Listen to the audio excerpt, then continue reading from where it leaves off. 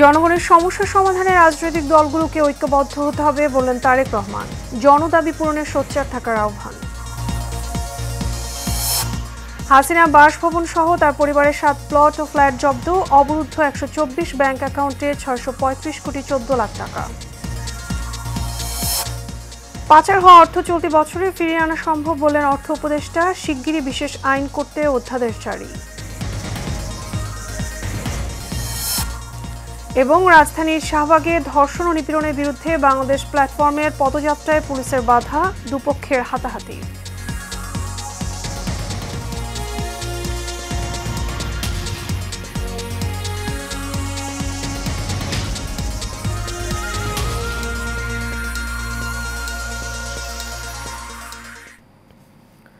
স্বাগত Asian prime নিউজে, আপনাদের সঙ্গে আছি আমি মিতা মৌসুমী। শুনছিলাম বিআরবি কেবল ইন্ডাস্ট্রিজ লিমিটেড সংবাদ শিরোনাম।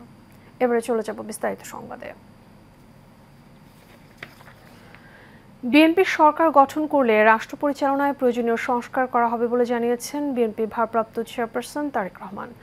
জাতীয়তাবাদী গণতান্ত্রিক আন্দোলন আয়োজিত ইফতার দোয়া মাহফিলে প্রধান অতিথির বক্তব্যে এসব কথা বলেন তিনি। অনুষ্ঠানে নিত্য প্রয়োজনীয় মূল্য বৃদ্ধির সমাধানে দলগুলোকে একত্রে আলোচনা করার আহ্বান জানান তারেক রহমান। তত্ত্বাবধায়ক সরকার ব্যবস্থা, সংবিধান এবং প্রয়োজনীয় সংস্কারের অপরিহার্য উপাদানগুলো উৎপাদন বৃদ্ধির ব্যাপারে রাজনৈতিক দলগুলোকে ঐক্যমত হতে হবে। শুধু রাজনৈতিক সংস্কার নয়, চিকিৎসা এবং শিক্ষা ক্ষেত্রেও সংস্কার জরুরি বলে মন্তব্য করেন তিনি। ইফতার মাহফিলে সভাপতিত্ব করেন দলটির চেয়ারম্যান ববি হাজ্জাজ। অনুষ্ঠানে দেশ এবং জাতির কল্যাণ কামনায় দোয়া ও মোনাজাত করা হয়।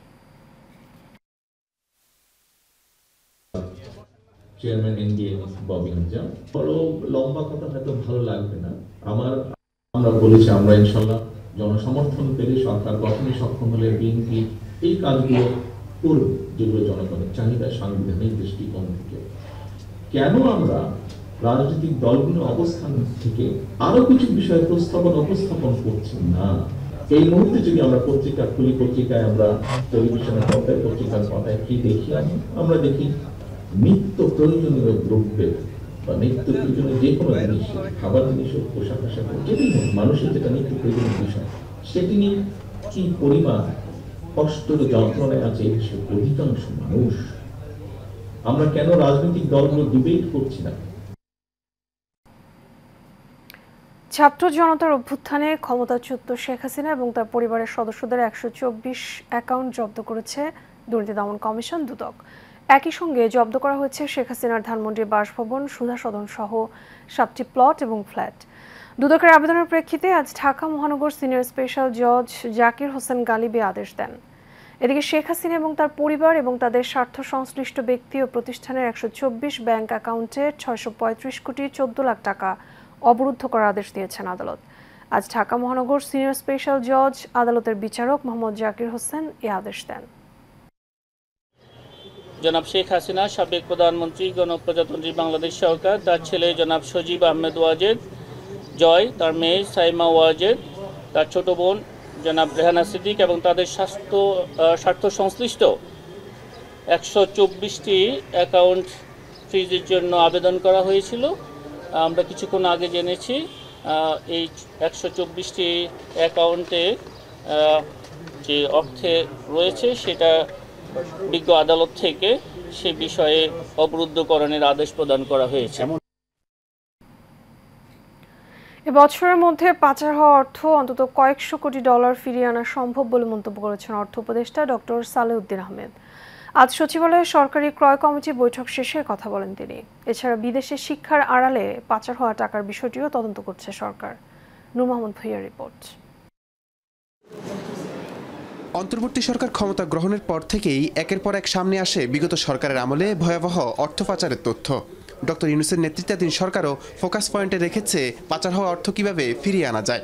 এরই ধারাবাহিকতায় সেপ্টেম্বর মাসে কেন্দ্রীয় ব্যাংকের গভর্নরের নেতৃত্বে 11 সদস্যের একটি টাস্ক ফোর্স গঠন করে সরকার। পাচারের অর্থ ফেরাতে টাস্ক ফোর্স এরই মধ্যে তদন্ত শুরু করেছে। সচিবালয় সরকারি ক্রয় সংক্রান্ত উপদেষ্টা পরিষদ কমিটির বৈঠক শেষে অর্থ উপদেষ্টা ডক্টর সালেহুদ্দিন আহমেদ বলেন, এবছরের মধ্যে পাচার হওয়া অর্থ অন্তত কয়েকশো কোটি ডলার ফিরিয়ে আনা সম্ভব। এই বছরের ভিতরে আপনারা কয়েকশো কোটি ডলার ফেরত আনার চেষ্টা করছেন, এটা কি সম্ভব কিনা স্যার? এটা আর কিছুটা সম্ভব। এবং অনেক সময় দেখা যায় যে একদম হয়তো বড়দের 12 জন 11 জন দিয়েছি, তাদেরকে যদি না নিই আরও 200 কোটি টাকার বেশি অনেক আইডেন্টিফাই করা হয়েছে, সব মিলে হয়তো আমরা আনতে পারবো। পাচার হওয়া অর্থ ফেরত আনতে সরকার সব ধরনের চেষ্টা চালিয়ে যাচ্ছে জানিয়ে তিনি বলেন, প্রয়োজনে বিভিন্ন দেশের সঙ্গে চুক্তি করা হবে। আমরা চেষ্টা করছি যে যত তাড়াতাড়ি অ্যাটলিস্ট প্রসেসটা শুরু করি, কিছুটা ইন্ডিকেশন কিছুটা আসুক। এই জন্য আইনের কিছুটা সংগ্রহ, আইন মানে কি কিছু যে এগ্রিমেন্ট করা বিদেশের সাথে এগুলো করবো, এবং এটা আপনারা নেক্সট মান্থে আরেকটু বেটার জানতে পারবেন, কারণ এই প্রোগ্রেসগুলো আমরা। এছাড়া বিদেশে শিক্ষার আড়ালে পাচার হওয়া টাকার বিষয়ে তদন্ত করা হচ্ছে বলেও জানান ডক্টর সালেহউদ্দিন আহমেদ। পড়াশোনার জন্য গেছে, হ্যাঁ, এটা ওখানে 400 না 450 কোটি ওটা দেখছে তো। নূর মোহাম্মদ ভূঁইয়া, এশিয়ান টেলিভিশন, ঢাকা। দেশে বর্তমানে যুদ্ধ পরিস্থিতি বিরাজ করছে জানিয়ে তথ্য উপদেষ্টা মাহফুজ আলম বলেছেন, সেই যুদ্ধের বিরুদ্ধে সবাইকে ঐক্যবদ্ধ প্রতিরোধ গড়ে তুলতে হবে। গণ অভ্যুত্থানের বিরুদ্ধের শক্তি একটি ছদ্ম যুদ্ধ চালাচ্ছে শিরোনামে মঙ্গলবার ভোরে নিজের ভেরিফাইড ফেসবুকে এক পোস্টে তিনি কথা বলেন। মাহফুজ আলম লিখেছেন, গতকাল থেকে আজ পর্যন্ত বিভিন্ন জায়গায় অপরাধীদের গ্রেপ্তার চলমান এবং বিচারের কাজ দ্রুত এবং সুষ্ঠু করার লক্ষ্যে সরকার তৎপর। তথ্য উপদেষ্টা আরও বলেন, দ্রব্যমূল্য নিয়ন্ত্রণ প্রতিষ্ঠানসমূহকে শক্তিশালী করা, জুলাইয়ের শহীদ এবং আহতদের জন্য ইতিবাচক উদ্যোগ গ্রহণ থেকে শুরু করে বিভিন্ন ইস্যুতে সরকারের সফলতা রয়েছে। তবে সামরিক বেসামরিক আমলাতন্ত্র, ব্যবসায়ী শ্রেণী এবং গণ অভ্যুত্থানের বিরোধী শক্তি ঐক্যবদ্ধ হয়ে ক্রমশ সরকারকে বেকায়দায় ফেলছে বলেও দাবি করেন তিনি। প্রবাসীদের ভোটাধিকার নিশ্চিত করতে প্রক্সি ভোটের কথা ভাবছে নির্বাচন কমিশন। এই ভোটের সম্ভাব্য পদ্ধতি নির্ধারণের পর দলগুলোর সাথে ইসি সংলাপ করবে বলে জানিয়েছে নির্বাচন কমিশনার ব্রিগেডিয়ার জেনারেল অবসরপ্রাপ্ত আবুল ফজল মোহাম্মদ সানাউল্লাহ। সকালে নির্বাচন কমিশনে প্রবাসীদের ভোটদান বিষয়ে এক ব্রিফিংয়ে তিনি এসব কথা বলেন। নির্বাচন কমিশনার বলেন, এরই মধ্যে যারা ভোটার হয়েছেন শুধু তারাই ভোট দিতে পারবেন। প্রক্সি ভোটের ক্ষেত্রে বিশ্বাসযোগ্যতার একটু কমতি থেকেই যায়। সেক্ষেত্রে প্রবাসী ভোটারকে নিজের আস্থাভাজন বিশ্বস্ত কাউকে প্রক্সি ভোটের জন্য বাছাই করার পরামর্শ দেন তিনি আরও বলেন, প্রবাসীদের ভোটের জন্য আগে থেকেই পোস্টাল ব্যালট পদ্ধতি আছে, তবে তার সময় সাপেক্ষ বলেই প্রক্সি ভোটের সুপারিশ করা হয়েছে।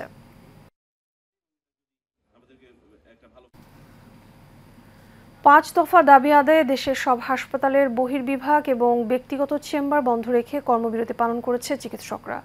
একই সঙ্গে বন্ধ থাকবে হাসপাতাল এবং মেডিকেল কলেজের একাডেমিক কার্যক্রম। সকাল 9টা থেকে শুরু হওয়া এই কর্মবিরতি পরবর্তী ঘোষণা না দেওয়া পর্যন্ত চলবে। এর আগে সোমবার 5 দফা বিষয়ক জাতীয় স্টিয়ারিং কমিটি এই কর্মসূচির ঘোষণা দেয়। ডাক্তার পদবি ব্যবহার সংক্রান্ত রিটের রায় ঘোষণাকে কেন্দ্র করে গত রোববার থেকে নতুন কর্মসূচি পালন করছেন ইন্টার্ন চিকিৎসক এবং মেডিকেল কলেজ শিক্ষার্থীরা। তাদের সঙ্গে যুক্ত হয়েছেন পোস্ট গ্রাজুয়েট ট্রেনি চিকিৎসকরাও। এদিকে 5 দফা দাবি আদায়ের লক্ষ্যে কমপ্লিট শাটডাউন পালন করছেন সিলেটের ওসমানী মেডিকেল কলেজের চিকিৎসকরা।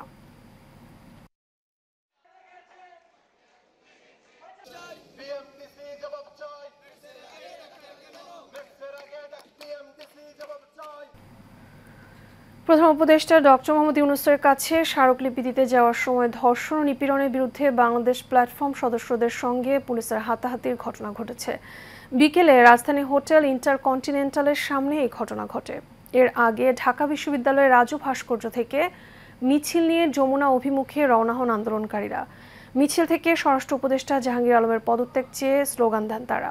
এ সময় দ্রুত বিচার ট্রাইব্যুনাল গঠন করে সব ধর্ষণ কাণ্ডের বিচারের দাবি জানান আন্দোলনকারীরা।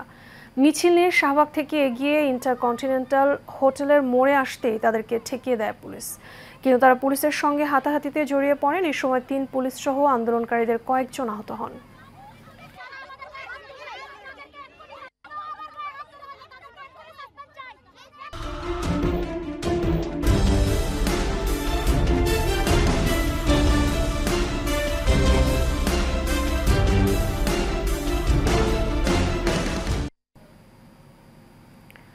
অব্যাহত নারী এবং শিশু ধর্ষণ নিপীড়নে দোষীদের দৃষ্টান্তমূলক শাস্তির দাবিতে মিছিল এবং বিক্ষোভ হয়েছে গাইবান্ধায়।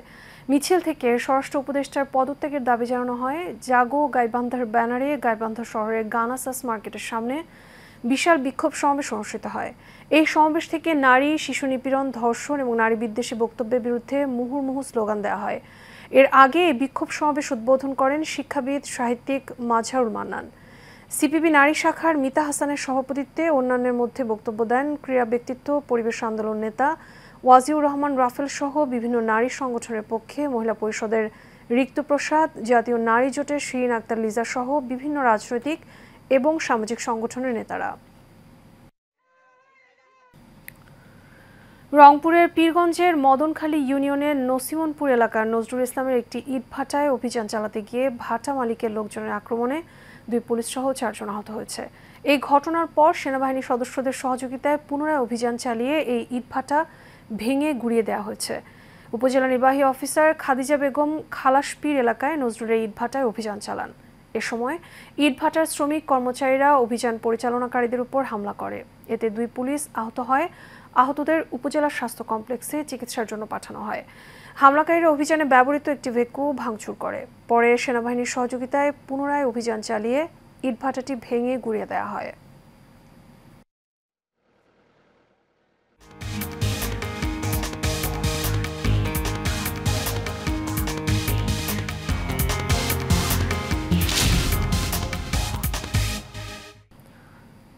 এবার আন্তর্জাতিক।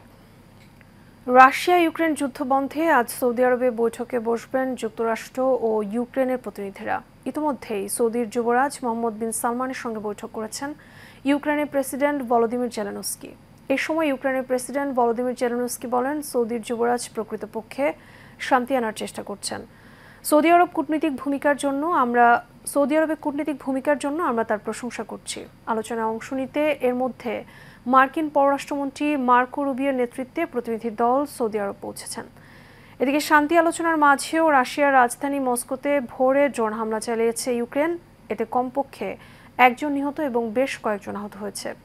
একই সাথে আবাসিক ভবন ক্ষতিগ্রস্ত হয়েছে। এর প্রেক্ষিতে বিমানবন্দর বন্ধ করে দেওয়া হয়েছে।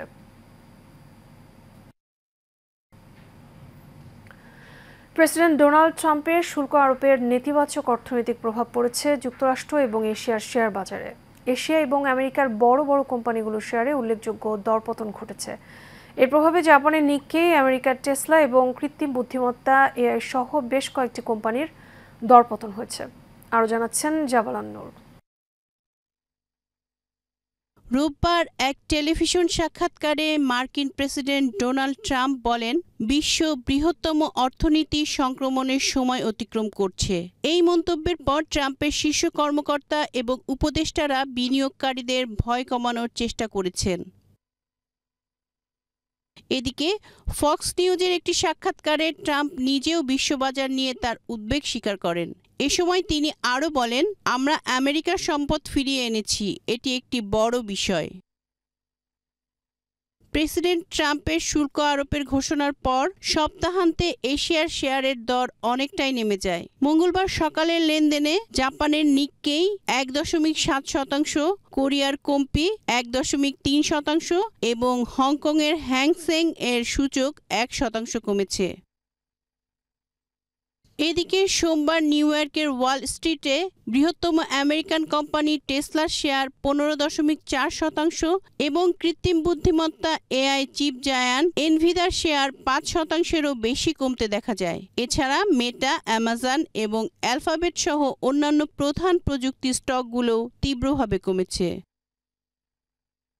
জামালুন নূর, এশিয়ান টেলিভিশন।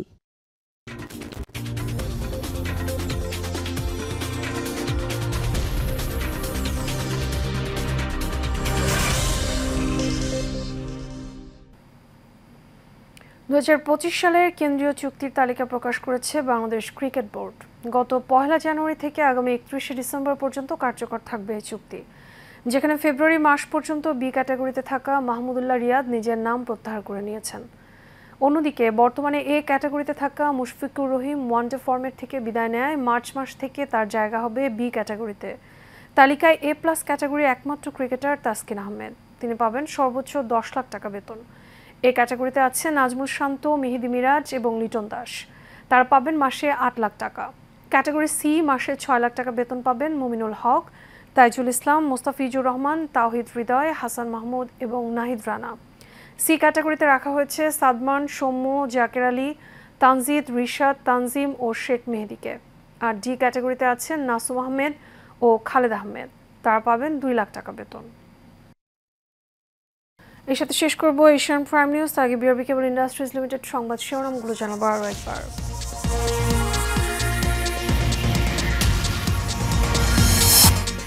জনগণের সমস্যা সমাধানে রাজনৈতিক দলগুলোকে ঐক্যবদ্ধ হতে হবে বললেন তারেক রহমান। জনদাবি পূরণে সোচ্চার থাকার আহ্বান। হাসিনা বাসভবন সহ তার পরিবারের 7 প্লট ও ফ্ল্যাট জব্দ, অবরুদ্ধ 124 ব্যাংক অ্যাকাউন্টে 635 কোটি 14 লাখ টাকা। পাচার হওয়া অর্থ চলতি বছরে ফিরিয়ে আনা সম্ভব বললেন অর্থ উপদেষ্টা। শিগগিরই বিশেষ আইন কোর্টে অধ্যাদেশ জারি। এবং রাজধানী শাহবাগে ধর্ষণ ও নিপীড়নের বিরুদ্ধে বাংলাদেশ প্ল্যাটফর্মের পদযাত্রায় পুলিশের বাধা, দুপক্ষের হাতাহাতি।